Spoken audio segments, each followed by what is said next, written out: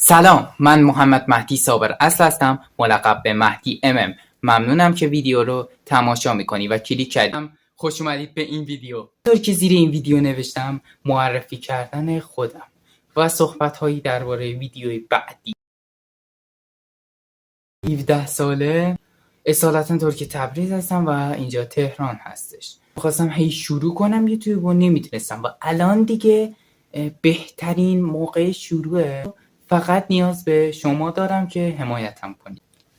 پدرم در اومده سر این ویدیو، شاید باورتون نشه و اینکه بگید 5 دقیقه است 10 دقیقه است، نمیدونم ویدیو چند دقیقه داره رکورد میشه.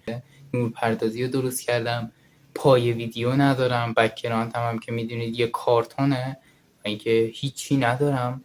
حمایتم کنید، بهترین تجهیزات رو براتون میگیرم. معذرت میخوام بابت کیفیت دوربین، صدا و نورپردازی، واقعا معذرت میخوام و اولین ویدیو بالا 1 دقیقه است.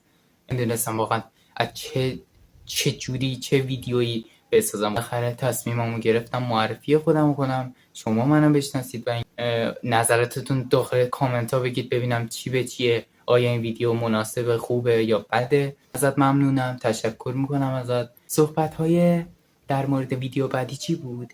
ویدیو بعدی من خواستم اولین ویدیوام این باشه، معرفی خودم، و به بعدی این باشه که یه استودیویی یه جایی بگیرم و اونجا این به بعد رکورد کنم ویدیوامو بهتر باشه و با بک‌گراند بهتر یه اتاق گیمینگ بسازم و ویدیوامو اونجا رکورد کنم. نظرت داخل کامنت ها بگید و اینکه هر سوالی دارید حتما داخل کامنت ها بگید من بدونم و اینکه اگه سوالاتتون زیاد بود حتما بهتون جواب میدم. داخل یک ویدیوهای بیشتری میذارم این به بعد. هر چی که خواستید من همه چی میتونم بذارم براتون. مثلا چیزایی بلدم درست کنم، هر چی که مثلا بگید داخل کامنت ها نظر بدید من براتون درست میکنم. حالا این نورپردازی آخر ویدیو بهتون نشون میدم که چجوری درست کردم. حالا چیز ساده ایه.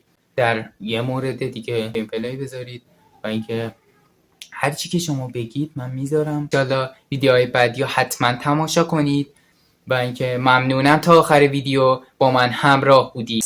اونور نگاه کنید، این نور پردازیه که من درست کردم و این ویدیو رو میتونم براتون بذارم. ساخته وسیله، مثلا ساخته چیزای اینا پای ویدیو. شورت ویدیو گذاشته بودم، بازدید و لایک ها خیلی بالا بود. ممنونم از تک تک شما. معذرت میخوام، عذرخواهی میکنم بابت کیفیت.